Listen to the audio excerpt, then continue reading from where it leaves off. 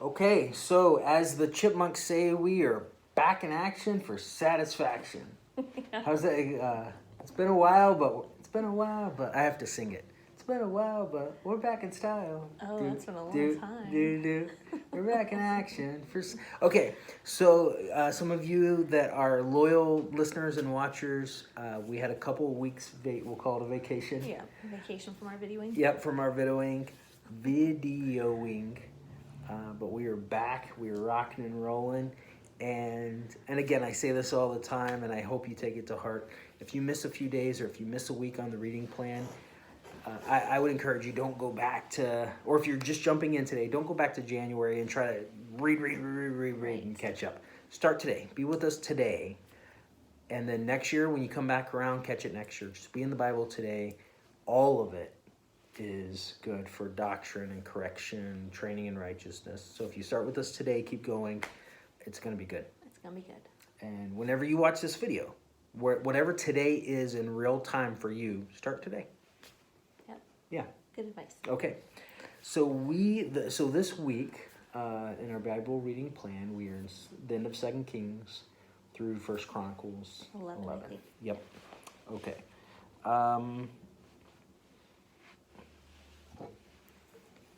What'd you think? What'd you see? I feel like there's kind of a lot in there. And one of the things that I guess was stirring around in my head a little bit is I've heard in the church just different takes on Jabez's prayer. Like some churches, like that's their motto, and they ask God to extend their territory, and they kind of live by that. And then I've heard other people say it's not for today. So I'd like to hear your take on that prayer. And you brought it up. What do you think about it? I think God, like, part of our makeup is to be expanding the kingdom and making disciples. All right. And so I think that we do need to be praying that God shows us who He would have us discipling, where He would have us discipling, where He would have us to be sharing the gospel. Yep. Yeah, so the problem with, I hear you, and that's kind of like saying, what do you think about cookies? And I say, well, I think it's good to not speed while we're in the car. Yes, that's true, but that doesn't... Yeah. Okay. The thing about the prayer of Jabez is it made so much money. Right. A lot of money was made off of it. Like Therefore, everyone was forced to take a conclusion. Okay. I would say... that's why people came to such extremes. One, because it became so popular, a lot of times what we do, I'm always suspicious of any bestsellers in the Christian world, and here's why. A lot of times what we do is we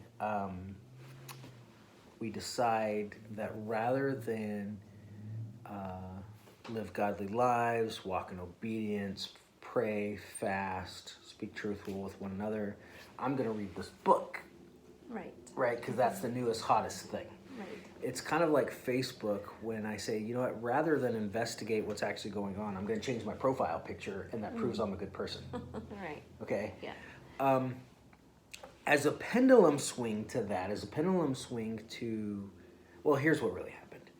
People kind of began to use that prayer like a magic wand. Right, yeah. I'm going to pray this prayer, and I could just as easily say, I'm going to say these magic words, and abracadabra, boom. Yeah. As a pendulum swing to that, I wonder if some pastors said, okay, well, that magic spell Christianity over there isn't real. Therefore, I'm going to shove aside the whole thing as not today. Right. But what's he asking for? The prayer of Jabez, what's he asking for? I think he's asking for God to give him more people to share the gospel with. That God would expand His kingdom. Well, there was no gospel yet. This was back in I'm sorry. Chronicles. So what happens is, here's what happens. We read this book, and then they take the metaphors and the allegories, and they say that, and then we take some pastor's metaphorical fanciness, and we believe that's what the prayer was about. Right. Because when I asked you about the prayer, you actually told me about the gospel. Right. Because I'm transferring it to today's time rather than to the before Christ time. Correct. And I think in my own head, it's hard to decipher those because I did read one of those books. And at the time, I was Right. going to a church that was really encouraging us to live out that prayer, walk out that, Right. And so it is hard to, So if I go to 1 Chronicles 4, that's where the prayer is, right? I think that's where it was. And here's the thing, right? Jabez was more honorable, as soon as I find it, than his brothers. Yeah. He cries out to God of Israel. That's good to do. Mm-hmm. Yep. Oh, that you would bless me and enlarge my territory. Yes. Okay. Jabez was asking God to enlarge his territory. Not the kingdom, not God's territory. So we don't, because once we start making allegories, we can say, well, I think it means that he really wanted us to pray that he would give me a lot of money. Or that his territory, you know what, if we want to go crazy, Jabez, because his mom gave birth to him in pain, he said, increase my territory. Therefore, this is the prayer of a man who wants to cause pain to one another. Like, the moment we make up the meaning, we can make it mean anything. But what he's saying is, increase my territory. He wanted his property to have a bigger area. Okay. He wanted more land. Let your hand be with me and keep me from harm so that I will be free from pain. Oh, yeah. I want more stuff and I don't want to be in pain. And God blessed him. And God blessed him. Okay, cool. That's a good prayer to have. Yeah. Jesus also prayed, Lord, not my will, but yours, but keep me from this pain. Yeah. That's okay. That's a biblical prayer. Jesus asked God to not put him through the pain of the cross. Right. He answered Jabez's prayer, did not answer Jesus' prayer. Right. And so we can't use it as an incantation, but more than that, we can't pretend it means. We can't impute some nobility into the incantation and then use it as an incantation for what we think is noble. Right. Yeah. And it's not just Jabez's prayer. We do this with the Lord's Prayer. God himself said, Jesus said, don't be like the Pharisees. Matthew 6, maybe. He said, don't be like the Pharisees. They just use vain repetitions. Right. And whether it's Jabez's prayer or Jesus's prayer, if I'm just praying because I think these words have power in them, that's vain repetitions. Right. Is it reasonable to say, God, give me more stuff and keep me from pain? Shoot, yeah, I'll do it. You want to do it? Let's do it right now. Hey, God, give us more stuff, keep us from pain. I'm good with that. That's a great prayer. But it's not an incantation. It's not if you follow these 4 steps and pray this prayer the right way, then you will be increased like Jabez was. Right. Because the problem with that is this scripture isn't about what Jabez did. And the book of Jabez, if I remember right, I think probably had to do with, here's what Jabez did, here's what you can do. Right? Remember that? Yeah. If you It's do not what all Jabez China. did, you will get what Jabez got. Right. Yeah. 2 hydrogens plus an oxygen equals water every time. This is how math works. Right. All right. But if we go down here, and it doesn't say, and Jabez got what he wanted. It says, and God Right. granted his request. Right. It's not about Jabez. It's what God did. And so if we magnify and glorify God for answering this guy's prayer, cool. Right. And if we put out a book that says, here's how Jabez prayed, and the God that answered Jabez is still in the business of answering prayers, and you can call out to the same God he called out to. Right. I don't remember, but I don't think that's what the book was about. No. Okay. I don't know about that. I think it was more about what we can do Right. to kind of manipulate God, and I think that's why it got weird. Yeah, I think you're right. Yeah.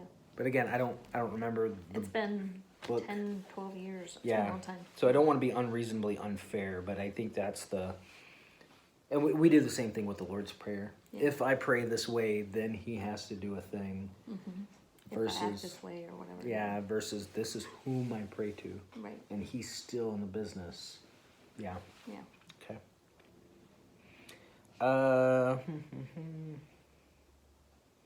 What else? Oh, you know what I thought was cool as we were going through? Remember, so David gets sent to the Goliath story. and he's going to go fight the giant, that King Saul wouldn't fight. Yeah. Because it wasn't really about David and Goliath. It was about David and Saul. Right. Okay, because Saul wouldn't go fight. And remember, his brothers were kind of in the army. They were in the camp. Mm-hmm. Did you notice, as we're in First Chronicles, how many of David's relatives showed up in this chapter? Or in this book? There were quite a few, if I remember correctly. Yeah, so Joab, right? Joab was the guy, David said, hey, I'll give anyone that goes into Jerusalem and takes Zion, this fortified city, he's going to be the army commander. Okay. Do you know who Joab was? No, but as you're saying that, when we were reading some of the previous chapters, I was like, why are we learning all of these genealogies? Some of them made sense, some of them didn't. But now I'm like, that would probably be something to go back and look Joab was at. David's nephew. Okay. It was his sister's kid. Okay. No, I didn't catch And that. so while all of his brothers were hanging out, you know, his sister, I don't know the ages, had her kid. And Joab is the sister's kid, his nephew. Okay. And then we have, we had a few more. Let me see if I can find them. Oh, Abishai. So Abishai was Joab's brother. So another So nephew. also nephew, yes. And so I think it just kind of goes to what an influence we have on our family, even if we don't sometimes feel like it's exactly our children or exactly those kids. If they weren't around when David slew Goliath, they heard about it. Yes. Right. And what's funny is their lineage, their heritage, their story wasn't, I had a bunch of nephews that were trembling in their armor, so to speak. Their lineage was my mom's brother put the Philistines to flight. Yeah. And I just think it's really cool to think about the influence that, man, our actions have consequences. Our waves have ripples. Yeah. Yeah. That's part of, well, now I'm wondering if my theology is right, but we have a cloud of witnesses. We're always being watched.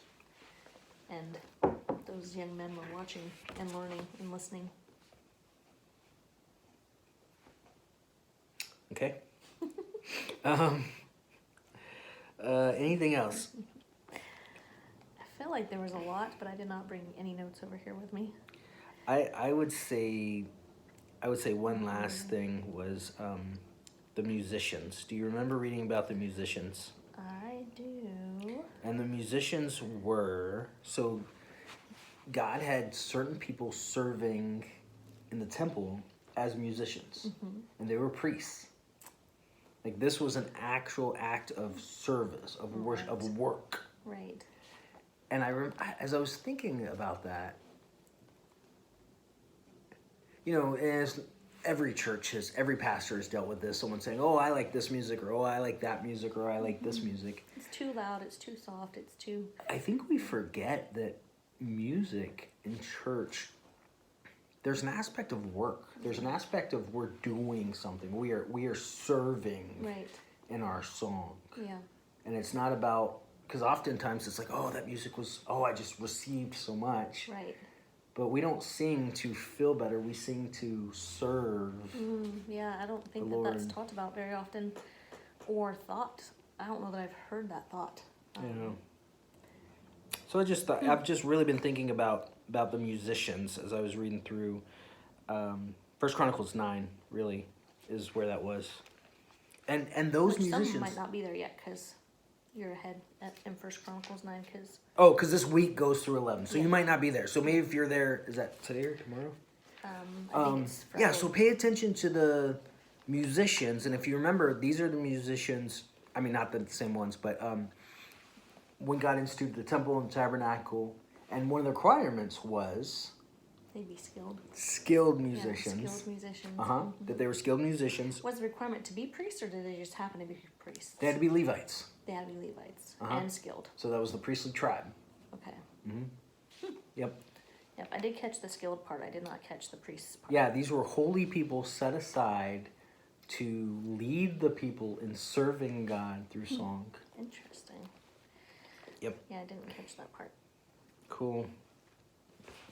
Well, that's this week. That's this week. We didn't get any questions, so. Nope.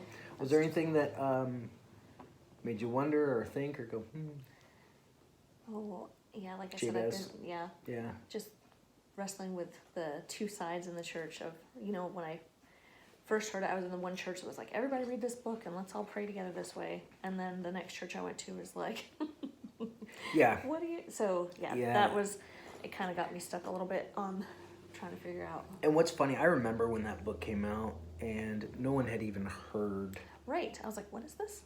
of this guy. No one had read Chronicles in their whole life before that book came out. Or read it and just kind of skimmed over it. Yeah. Yeah. Yeah. Mm-hmm. There's just so much in there, but the focus hadn't ever been on that in any settings I was in. One day I'm going to write a book on a really short Bible book like Haggai or Obadiah. So because I don't want to have to work a lot. So just a really short book no one's read. And because it's going to come out in a new book, everyone's going to go, oh my gosh, you should live like Obadiah or something. It's going to be great. Maybe that would be one of our boys' names if we had boys. And then the other half of the church is going to go, I can't believe you would read Obadiah. That's not for today. Yeah, we don't want to cause division in Nah, the church. probably not. And I don't really want to put out the time to write a No, book. you've got plenty to do. I have lots to do. Yeah. All right. One of the things I get to do is read the Bible with you guys, pray with you guys. If you're in the area, Monday night, 6:15 prayer here at Canyon Creek. And God's doing a lot of really cool stuff here. He is, yes. I'm having a lot of fun here. Yep. And thank you all who are praying for our babies. They're doing great. Yep, little scare over the weekend. Yep, but we got to see them yesterday, and their hearts are strong, and Yep. Cool stuff. Yep. So, all right. And they're showing. They're in there. Anything you want to tell everybody before we go? I don't think so. Other than we hope to see you Sunday, and if you have questions, make sure you send them to us. Okay, that'll do it for this week. Bye. Bye.